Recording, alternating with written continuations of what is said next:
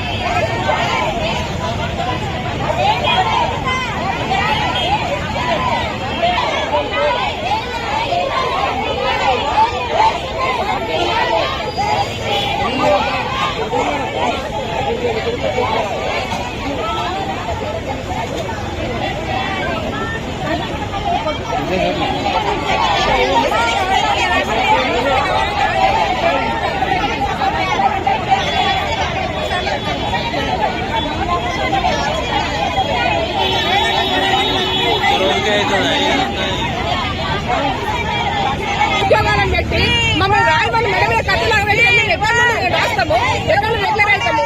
700 మంది అభ్యర్థులు ఏర్పారై కూర్చున్నారు. అక్కడ స్టేట్ లెవెల్ వాళ్ళు మొత్తం ఎక్కడ వాళ్ళు అక్కడ రాష్ట్రాలను నిర్వహిస్తున్నాం. మేము సమ్మెలోకి దిగుతున్నామని చెప్పి కూడా చెప్తున్నాం. మమ్మల్ని ఉన్న పలంగా హాల్ టికెట్లను పెట్టి హాల్ టికెట్లను కూడా ఇంపి పడేసినాం. మాకు అవసరం లేదు, శాంక్షన్ పోస్టులు క్రియేట్ చేయాలి, మాకు ఉన్న పలంగా యాజ్ యూజ్ గా రెగ్యులర్ చేయాలి. 54 ఏళ్ల వయసులో మేము అట్టలు పట్టుకొని రాసుకుంటూ కూర్చున్నామా? అప్పుడు కరోనాలో మేము కనవలేమా? ఒక్కొక్కరి ఎన్ని వేల మంది లక్షల్లో బతికించుకున్నాము.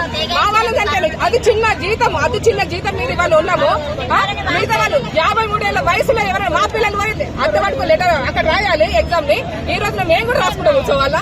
ఎన్ని రోజులు మా మీద ఇట్లా చలమని చేస్తారు? వచ్చినట్టు ఆడుకుంటున్నారు. ప్రభుత్వానికి మేము తెలియదా? ఎవరిమో ఏనమంటే తెలియదా?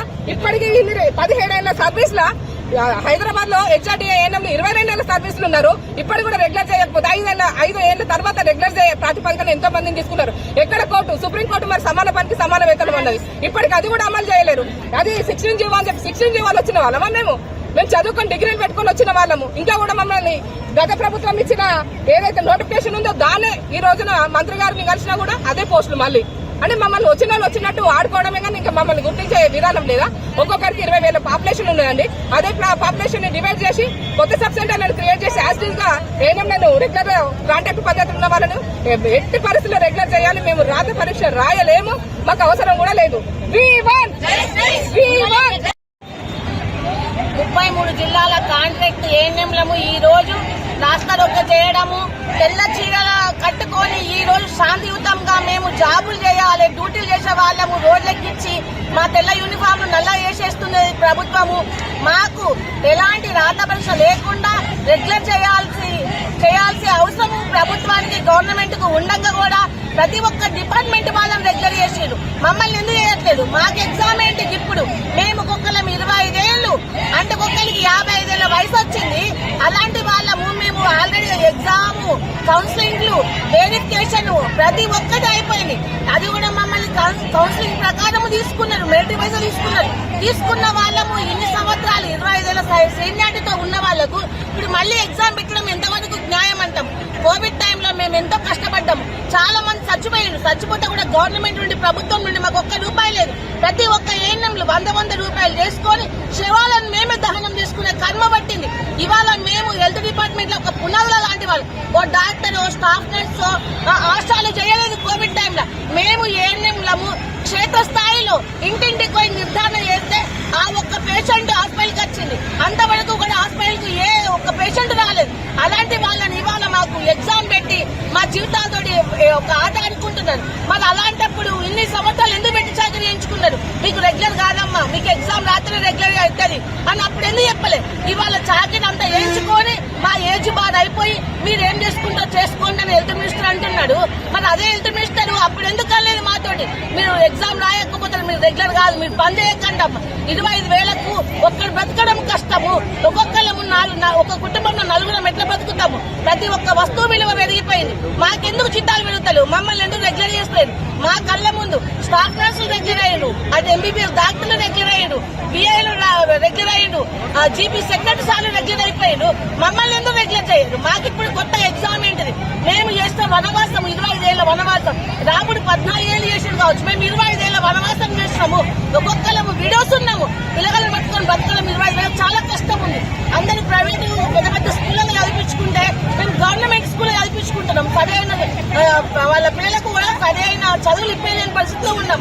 కాబట్టి ప్రభుత్వాన్ని ఒకటే కోరుతున్నాము, ఎలాంటి రాతభ్రష లేకుండా రెగ్యులర్ చేస్తారా, ఇదే విధంగా రోజు రోడ్ల పైన సమ్మె చేస్తామని తప్పకుండా మేము వాగ్దానం చేస్తున్నాము. రెగ్యులర్ కావాలి, లేదు అంటే ఇదే విధంగా నిరసన కొనసాగిస్తాము.